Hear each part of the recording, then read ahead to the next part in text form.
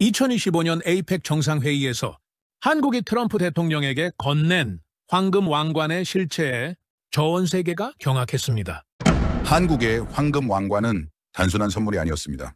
국가의 격을 증명하는 그 찬란하고 압도적인 기술력에 세계 언론은 경악과 찬사를 보냈습니다. 지금 전 세계가 한국 문화유산의 가치에 그 어느 때보다 뜨겁게 열광하는 이유인 거죠. 하지만 여러분은 믿으시겠습니까? 불과 17년 전 한국 문화재에 담긴 위대한 정신을 사기극이라 단언하는 한 남자가 있었다는 걸 말입니다. 그는 유네스코의 냉철한 심사관이자 로마의 유적을 복원한 세계 최고 권위자였습니다. 그런 그가 왜 유독 한국 앞에서만 모든 걸 사기로 몰아갔을까요? 그렇게 사기를 증명하러 온 그에게 대체 17년 전 한국에선 무슨 일이 있었던 걸까요? 이건 사기입니다. 복원이 아닙니다. 500억, 17년, 수백 명의 장인. 미친 도전이 기적이 되는 순간을 봤습니다. 그날 이후 복원의 정의가 바뀌었습니다. 저는 복원학자로 30년을 살았습니다. 단 한 번도 의심해 본 적 없었죠. 과학적 근거가 없으면 복원이 아니다. 그게 제 신념이었습니다. 그런데 한국은 그 공식을 완전히 뒤집어 놓았습니다. 과학이 아닌 신념으로 천년을 되살린다? 말이 됩니까? 모든 건 2006년 겨울부터 시작되었습니다. 그때 유네스코가 저를 한국에 보냈죠. 저는 마이클 스탠튼입니다. 영국 출신의 케임브리지 대학 재료공학 박사입니다. 로마 판테온 복원팀을 10년간 이끌었고 나일강 유적 보존 프로젝트 총괄을 맡았습니다. 현재는 유네스코 문화유산 복원자문단 실무 책임자로 일하고 있죠. 한마디로 지난 30년간 세계 곳곳의 유적을 복원해왔습니다. 실패한 프로젝트는 없었습니다. 과학과 기술이 복원의 전부라고 믿었죠. 그런데 2006년 겨울 한국에서 그 믿음이 산산이 부서졌습니다.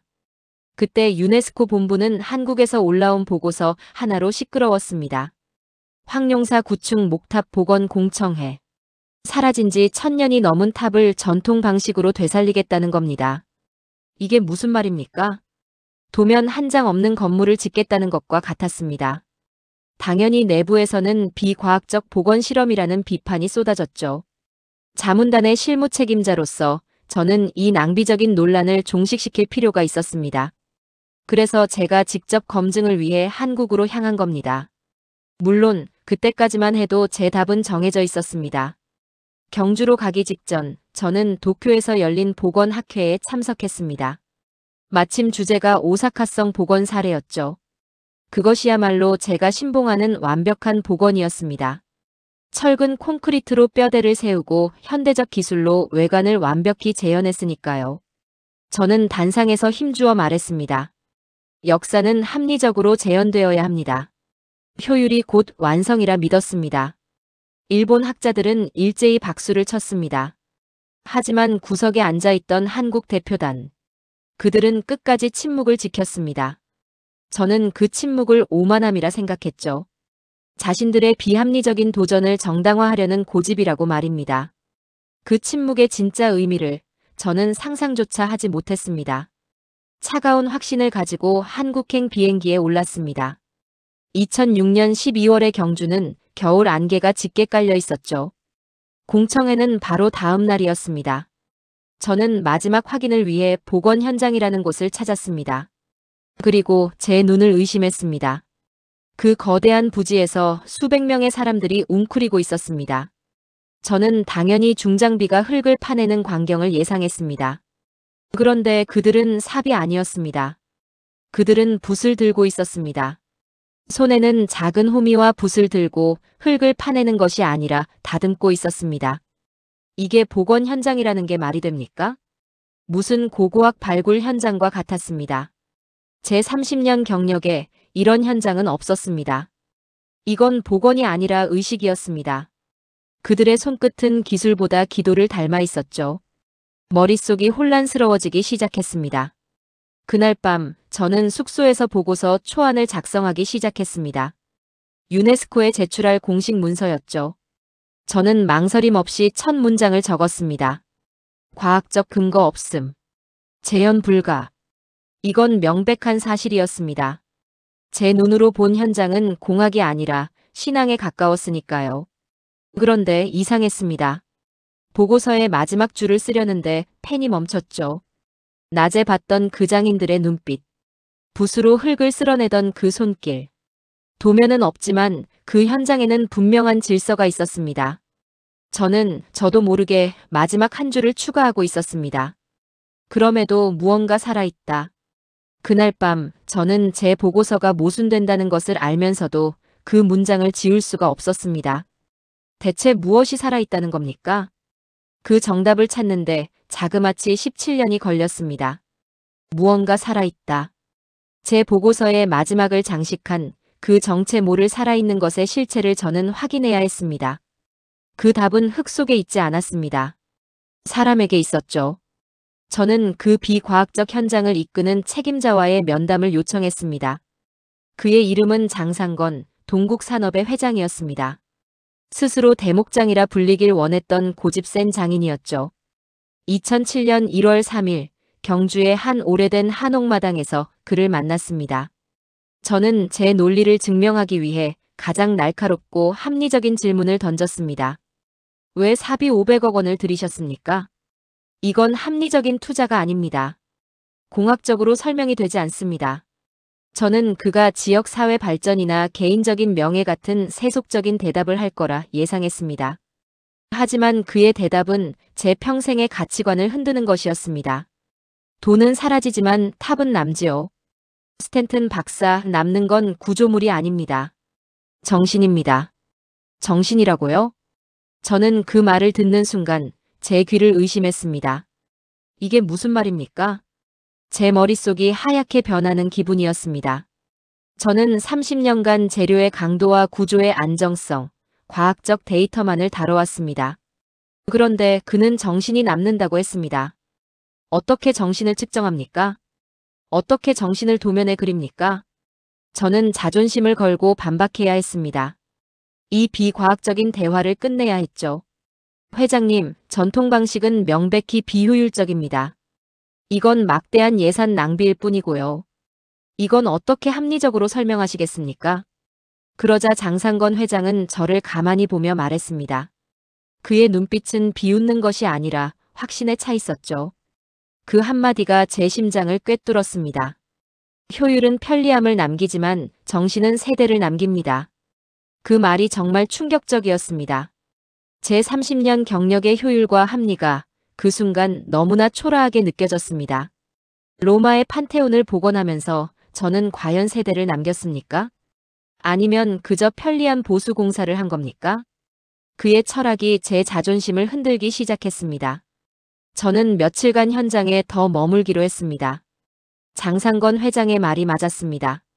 답을 찾으려면 그들처럼 경험해야 했습니다. 1월 5일부터 10일까지 저는 장인들과 함께 나무를 만지고 오치를 관찰했습니다. 찬 바람 속에서 그들은 말없이 나무를 깎고 옷을 바르고 있었죠. 제 손은 도면과 계산기에 익숙해져 있었습니다. 하지만 그들의 손은 달랐습니다. 한 노장인이 천년된 온나무를 쓰다듬으며 제게 말합니다. 이 나무는 살아있습니다. 그래서 천년을 버팁니다. 이해할 수 없었죠. 죽은 목재가 어떻게 살아있다는 겁니까? 저는 다시 효율의 언어로 물었습니다. 왜 쇠못을 쓰지 않습니까? 그게 훨씬 빠르고 강합니다. 그러자 그 장인이 마치 어린아이를 가르치듯 웃으며 말했습니다. 쇠는 녹슬지만 나무는 숨을 쉽니다. 그 순간이었습니다. 숨을 쉰다. 쇠는 녹슨다. 그들은 재료의 한계를 극복하는 것이 아니라 재료의 본성을 따르고 있었습니다. 과학이 아니라 자연의 순리를 따르는 것이었죠. 저는 그때 깨달았습니다. 이것은 계산이 아니라 신념이라는 것을요. 그리고 2007년 1월 15일. 드디어 목탑의 기본 구조가 완성되는 날이었습니다. 저는 여전히 제 보고서를 걱정하며 현장에 서 있었죠. 모두가 숨을 죽이고 차가운 새벽 공기 속에서 동이 트기를 기다렸습니다. 아침 햇살이 막 떠오르던 순간. 거대한 나무 구조물 끝, 금빛 찰주에 햇빛이 비출 때 저는 숨이 멎었습니다. 그것은 더 이상 구조물이 아니었습니다. 장상건 회장이 말한 정신이 빛으로 형상화된 것 같았죠. 이건 복원이 아니었습니다. 이건 부활이었습니다. 황용사는 그렇게 다시 태어났습니다. 그날 밤 저는 숙소로 돌아와 보고서를 열었습니다. 제 손으로 직접 썼던 첫 문장. 기술적 근거 부족. 그 문장이 저를 비웃는 것 같았죠. 이건 단순히 문장을 고치는 일이 아니었습니다. 이것은 제 30년의 경력을, 제 학문적 신념을 부정하는 일이었습니다. 제 손이 떨렸습니다. 저는 그 문장을 깨끗이 지웠습니다. 그리고 다시 썼습니다. 정신적 완성도 세계 최고 수준. 제 30년의 복원 철학이 한국의 경주에서 완전히 깨졌습니다. 2007년 경주에서의 그 충격. 정신적 완성도 세계 최고 수준. 제 30년의 철학이 깨졌던 그 순간은 끝이 아니었습니다. 그것은 거대한 질문의 시작이었죠. 정신이 탑을 세운다면 그 정신의 근원은 무엇인가? 그로부터 14년이라는 긴 시간이 흘렀습니다. 2021년 11월, 저는 다른 복원학 컨퍼런스 참석차 한국을 다시 찾았습니다. 솔직히 말해, 제 관심은 기술에 있었습니다. 14년 전 그 비과학적이라 불렀던 나라가 이제는 K-컬처니 뭐니 하며 세계를 흔들고 있었으니까요. 저는 그저 그들의 기술적 성장을 확인하고 싶었을 뿐입니다. 그리고 정말 우연한 기회에 국립중앙박물관의 초대를 받게 되었습니다. 사유의 방이 재개관을 했다는 소식이었습니다. 솔직히 말해 큰 기대는 하지 않았습니다. 저는 박물관의 유물은 보존의 대상이지 복원의 대상은 아니라고 생각했으니까요. 하지만 제 마음속에는 14년 묵은 질문이 있었습니다. 그때 황룡사에서 느꼈던 그 탑의 혼. 그 정신이 이곳에도 있을까? 그렇게 저는 사유의 방이라는 곳으로 들어섰습니다. 방은 어두웠습니다. 아니, 어둠 그 자체였습니다. 그 어떤 설명도 안내문도 없었죠. 저는 당황했습니다. 이게 전시입니까? 유물은 어디에 있습니까? 유럽의 박물관이라면 상상도 못할 일입니다. 그들은 모든 것을 조명으로 비추고 설명으로 증명하려 하죠. 그런데 이곳은 그냥 어둠이었습니다. 저는 그 어둠 속을 더듬거리며 걸어 들어갔습니다. 오직 저 멀리 두 줄기 빛만 있었습니다. 그리고 그 빛 속에 두 분의 부처가 있었습니다. 국보 78호 그리고 83호. 금동미륵 보살반가 사유상. 저는 그 자리에서 몇 분간 말을 잃었습니다. 숨이 멎는다는 것이 이런 기분입니까? 저는 재료공학 박사입니다. 금속의 성분, 주조 방식, 부식의 정도. 그런 것들이 먼저 보여야 했습니다. 아, 저 금속의 비율은, 저 주조법은, 제 이성이 그렇게 말해야 했습니다. 그런데 아니었습니다. 아무것도 보이지 않았습니다. 오직 그 미소. 천년의 시간을 넘어 모든 것을 이해한다는 듯한 그 옅은 미소만이 보였죠. 박물관은 360도 회전 동선을 만들어 두었습니다. 관람객은 그저 그 주위를 천천히 맴돌 뿐입니다.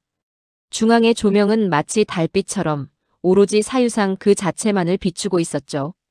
공간 전체가 고요한 심장처럼 뛰고 있었습니다. 이것은 조각이 아니었습니다.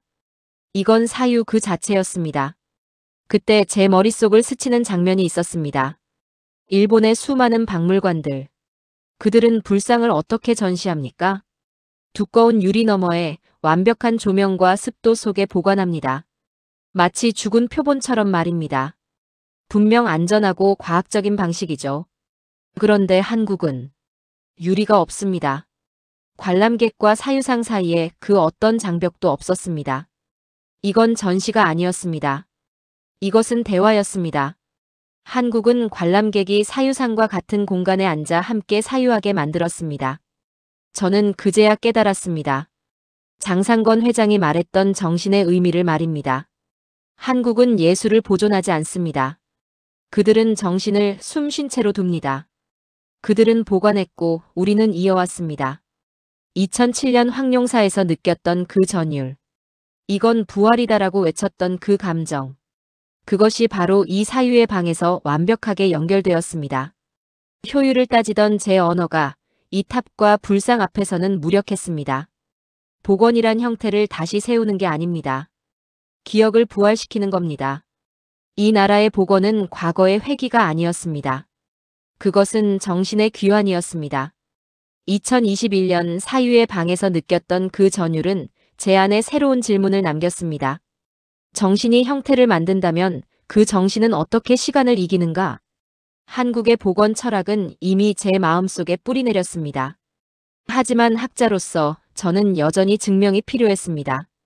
정신만으로는 600년을 버틸 수 없습니다. 그 안에는 분명 기술이 있어야 했죠. 그래서 저는 2023년 초 한국의 국립문화재연구소를 다시 찾았습니다. 이번엔 금속을 보러 갔습니다. 연구소 측이 저에게 보여준 자료는 전북 고창에서 발견된 불상에 관한 것이었습니다. 금동지장보살 좌상. 1476년에 제작된 547년 된 불상이었죠. 그런데 이 불상에는 기이한 역사가 있었습니다. 1938년 일본인 순사가 고창경찰서에 이 불상을 되돌려줬다는 겁니다. 1938년이면 어떤 시기입니까? 본이 식민지 조선의 유물을 노골적으로 수탈하던 때가 아닙니까? 그들은 귀한 것이라면 모조리 훼손하고 가져갔습니다. 그런데도 대체 왜 돌려주었을까요? 그것도 전쟁 중에 말입니다. 저는 그 기록을 보며 놀라지 않을 수 없었습니다. 전쟁도 끝나지 않은 시기에 일본인이 불상을 돌려줬다고? 연구원이 조용히 말했습니다.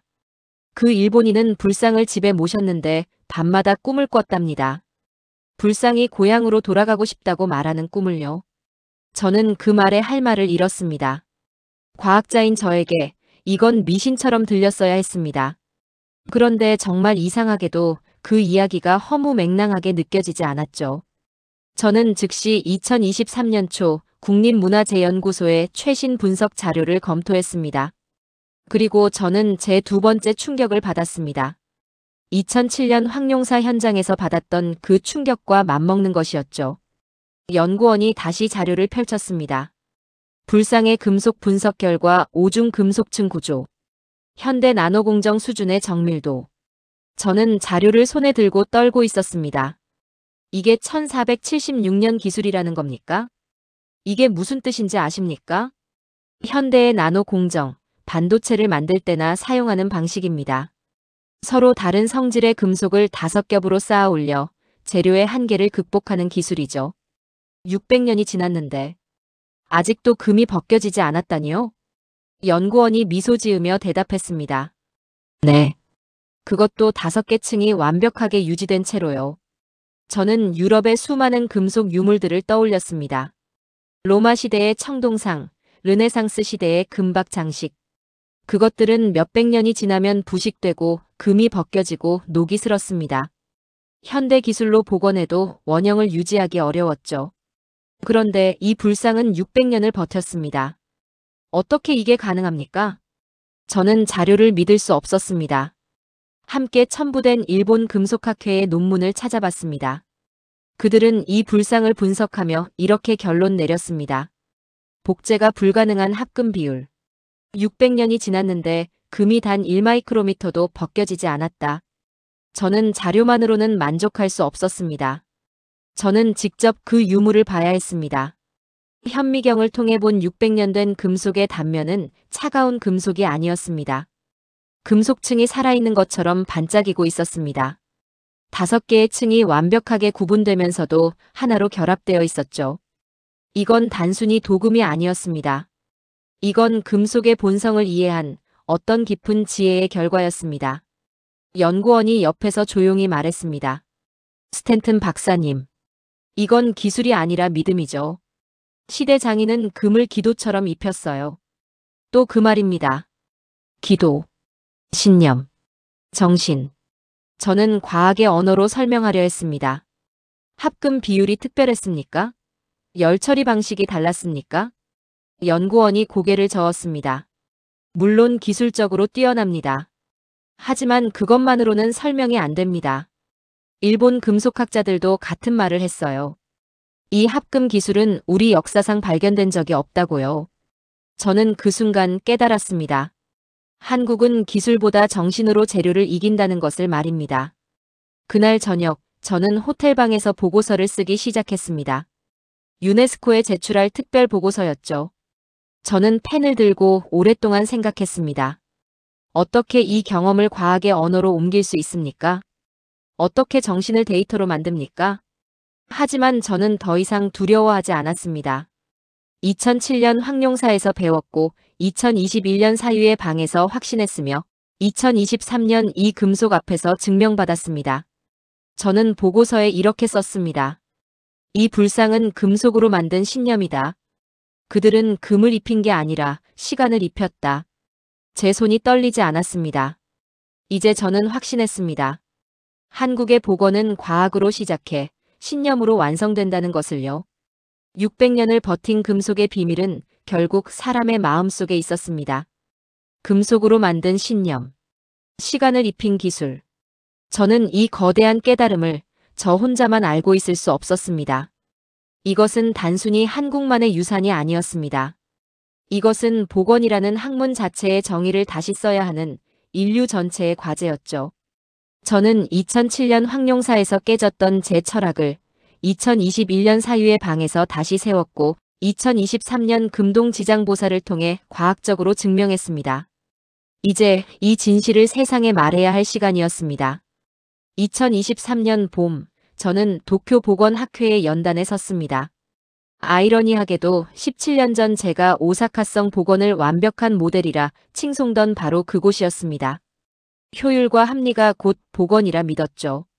그런데 이제 저는 한국의 황룡사를 세계에 알리러 왔습니다. 제 과거의 신념을 부정하러 온 겁니다. 회의장은 17년 전과 같은 곳이었습니다. 똑같은 호텔, 똑같은 강당. 하지만 제 마음은 완전히 달랐죠. 저는 단상에 올라 발표를 시작했습니다.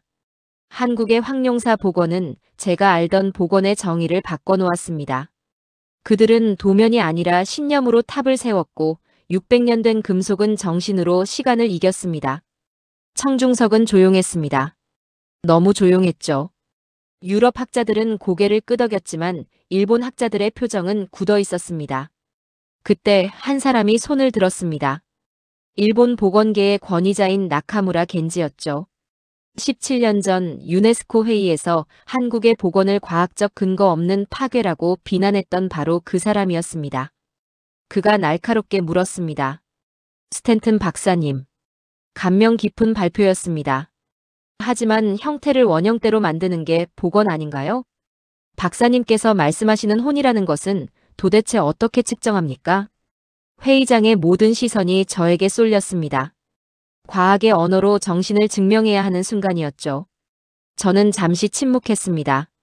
그리고 천천히 하지만 단호하게 말했습니다. 나카무라 선생. 좋은 질문입니다. 하지만 혼은 측정하지 않습니다. 그냥 느끼는 겁니다. 회의장에는 정적이 흘렀습니다. 나카무라 겐지의 얼굴이 당혹감으로 물들었죠. 일본은 오사카성을 복원하면서 내부에 철근 콘크리트를 넣었습니다. 효율적이고 안전하죠. 하지만 한국은 황룡사를 지으면서 1000년 된 나무를 손으로 깎았습니다. 비효율적이고 느립니다. 일본은 외관을 완벽히 재현했고 한국은 정신을 완벽히 계승했습니다. 나카무라의 표정이 변하기 시작했습니다. 저는 마지막 문장을 던졌습니다. 이 차이가 무엇을 만들었는지 아십니까? 일본은 관광객을 위한 구조물을 남겼고 한국은 다음 세대를 위한 정신을 남겼습니다. 제 말이 끝나자 회의장은 그 어떤 때보다 무거운 침묵에 잠겼습니다. 그런데 그 침묵을 깬 건 놀랍게도 저를 날카롭게 몰아붙였던 나카무라 겐지였습니다. 우린 외형만 되살렸고 그들은 정신을 다시 세웠군요. 그 순간 박수가 터져나왔습니다. 일본 학자들도 유럽 학자들도 일어서서 박수를 쳤습니다. 저는 단상에서 내려오며 제 가슴이 뛰는 걸 느꼈습니다. 이건 승리가 아니었습니다. 이건 깨달음의 공유였죠. 회의가 끝나고 나카무라가 저를 찾아왔습니다. 스탠튼 박사, 저는 오늘 복원의 정의를 다시 배웠습니다. 그의 눈빛은 진심이었습니다. 17년 전 저는 한국을 비웃었습니다. 하지만 지금은 배워야 한다고 생각합니다. 저는 그의 손을 잡았습니다. 나카무라 선생님, 저 역시 17년 전엔 같은 생각이었습니다. 그날 저는 깨달았습니다. 복원의 기준이 바뀌고 있다는 것을 말입니다. 2023년 5월 일본의 주요 언론들이 일제히 보도했습니다. 영국 복원학자 한국 복원 정신을 세계에 알리다. 복원의 새로운 기준 한국에서 찾다. 유네스코 내부 회의록에도 기록되었습니다. 한국은 정신적 복원의 모델로 지정. 저는 호텔방에서 그 기사들을 보며 조용히 미소 지었습니다. 2006년 겨울 경주의 차가운 안개 속에서 시작된 제 여정이 이제 세계의 기준이 되고 있었습니다. 복원은 더 이상 형태의 재현이 아니었습니다. 그것은 정신의 계승이었죠. 한국은 그것을 증명했습니다. 도면 없이 탑을 세웠고 신념으로 금속을 영원하게 만들었으며 침묵으로 세계를 설득했습니다. 저는 이제 압니다. 복원의 미래는 과거를 복사하는 것이 아니라 정신을 이어가는 것이라는 걸 말입니다. 도쿄 학회가 끝나고 2달 뒤 2023년 7월이었습니다. 한국문화재연구소에서 저를 다시 초청했습니다. 이번엔 단순한 자문이 아니었죠. 그들은 제게 미래를 보여주고 싶어 했습니다. 연구소 책임자가 말했습니다. 스탠튼 박사님, 우리는 전통을 과거에 가둬두지 않습니다. 정신을 계승하되 기술로 확장하고 있습니다. 저는 그 말의 의미를 완전히 이해하지 못했습니다. 정신과 기술이 어떻게 함께 갈 수 있습니까? 그런데 그날 본 광경은 제 예상을 완전히 뒤엎는 것이었습니다. 연구소 실험실에는 젊은 연구자들이 가득했습니다. 그들은 컴퓨터 앞에 앉아 있었지만 옆에는 나이든 장인들이 함께 있었죠. 한 젊은 연구원이 저를 안내했습니다. 박사님, 저희는 지금 디지털 사유의 방 프로젝트를 진행 중입니다. 디지털 사유의 방. 2021년에 제가 본 그 어둡고 신성한 공간을 디지털로 만든다는 겁니까? 저는 순간 불안했습니다. 그 공간의 숨결을 기계로 어떻게 담는다는 겁니까? 화면에는 3D 스캔된 반가 사유상이 떠 있었습니다. 연구원이 설명했습니다. 우리는 0.01mm 단위로 사유상의 모든 균열, 모든 흔적을 기록합니다. 카이스트와 공동으로 AI 재질 복원 기술을 개발했습니다. 저는 화면을 들여다봤습니다. 금속의 미세한 균열 패턴까지 완벽하게 재현되어 있었죠. 이건 단순한 사진이 아니었습니다. 이건 시간의 기록이었습니다. 그런데 이상했습니다. 기계가 만든 이미지인데도 사유상의 그 미소가 살아있는 것처럼 느껴졌습니다. 어떻게 이게 가능합니까? 옆에 서 있던 노장인이 조용히 말했습니다. 기계는 형태를 기록하지만 우리가 정신을 불어넣습니다. 저는 그를 돌아봤습니다. 그는 70대로 보이는 금속공예 장인이었죠. 젊은이들이 기술로 재료를 분석하면 저희는 그 재료가 어떻게 숨을 쉬었는지 가르칩니다. 그 말을 듣는 순간 저는 깨달았습니다. 한국은 전통을 버린 게 아니라 기술로 번역하고 있었습니다. 젊은 연구원이 말했습니다. 우린 기계를 쓰지만 장인의 마음을 배웁니다. 저는 그 문장에 미소 지을 수밖에 없었습니다. 천년의 기술은 결국 사람의 마음이었습니다. 다음 날 저는 목재 복원 실험실을 방문했습니다. 거기서도 똑같은 광경이 펼쳐졌죠. 첨단 장비로 나무의 밀도를 측정하는 젊은 과학자 옆에 대패를 든 노장인이 서 있었습니다. 장인이 나무를 만지며 말했습니다. 이 나무는 결이 살아있으니 이렇게 깎아야 합니다. 과학자가 고개를 끄덕이며 데이터를 기록했습니다. 선생님 말씀대로 이 방향으로 깎으면 내구성이 40% 증가합니다. 과학이 장인을 증명하고 장인이 과학을 완성하고 있었습니다. 저는 그 모습을 보며 전율했습니다. 이건 과거의 기술을 과학으로 재현한 미래였습니다. 2023년 9월 저는 마침내 유네스코에 최종 보고서를 제출했습니다. 제목은 간단했습니다. 복원은 재창조가 아니라 부활이다. 보고서의 결론은 명확했습니다. 한국은 잃은 것을 재현한 것이 아니라 되살렸다. 그들의 복원은 과학으로 시작해 신념으로 완성되며 기술로 계승된다. 제 손이 떨리지 않았습니다. 이건 제 평생의 연구 중 가장 확신에 찬 보고서였으니까요. 보고서 제출 후 저는 다시 경주를 찾았습니다. 황룡사터였습니다. 17년 전 제가 처음 이 땅을 밟았을 때의 그 안개는 이제 없었습니다. 완공된 탑이 저녁 노을을 받으며 서 있었죠. 저는 천천히 탑에 다가가 나무 기둥을 손으로 쓸어봤습니다.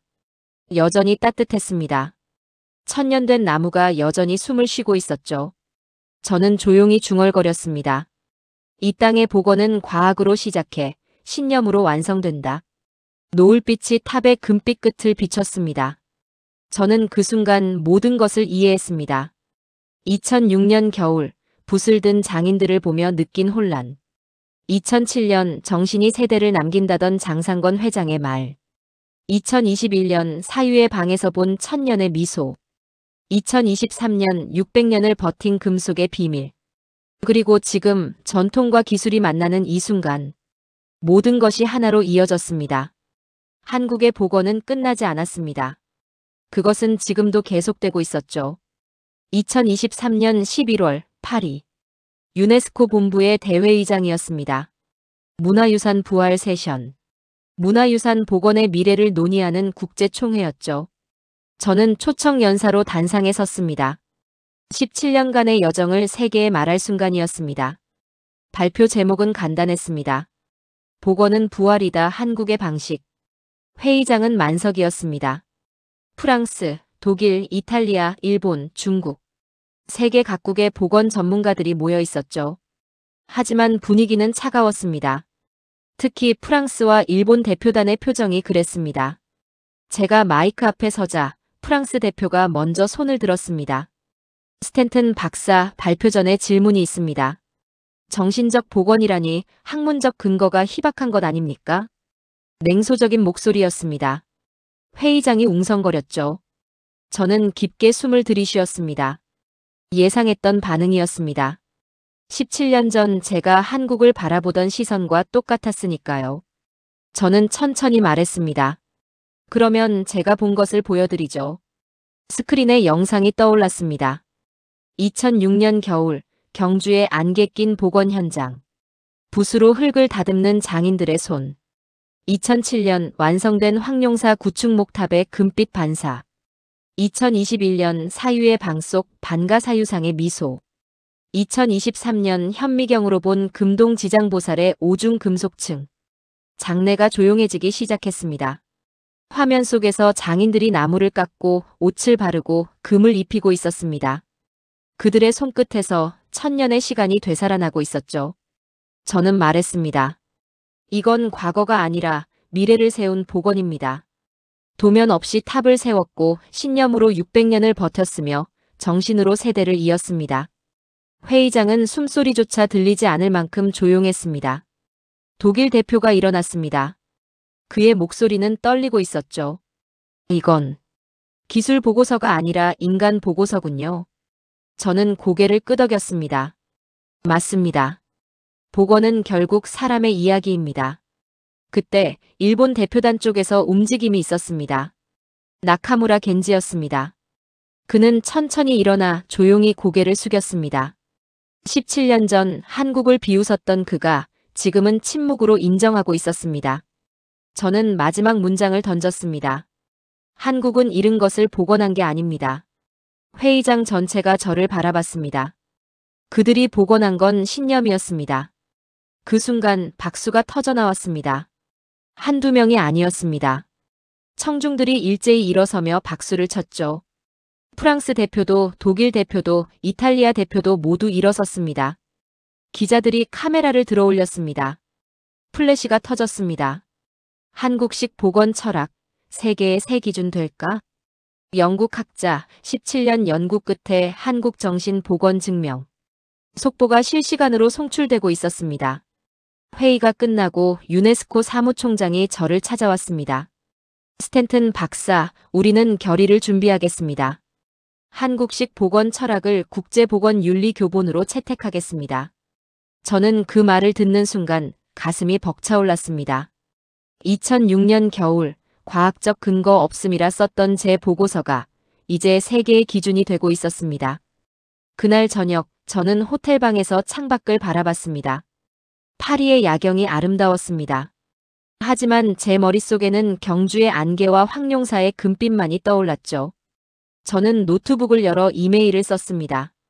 받는 사람은 장상건 회장이었습니다. 회장님, 오늘 유네스코가 당신의 정신을 인정했습니다. 효율이 아니라 정신이 세대를 남긴다는 당신의 말이 옳았습니다. 감사합니다. 저는 이메일을 보내고 조용히 미소 지었습니다. 17년. 한 사람의 확신이 무너지고 새로운 믿음이 세워지는데 걸린 시간이었습니다. 그리고 그 믿음이 이제 세계의 기준이 되었습니다. 복원의 정의가 바뀌었습니다. 한국이 그것을 증명했습니다. 그 기나긴 여정의 답을 찾은 저는 2024년 봄 다시 그 땅을 밟았습니다. 이번엔 유네스코의 공식 임무가 아니었습니다. 개인적인 여정이었죠. 파리 총회 이후 세계 언론이 저를 주목했습니다.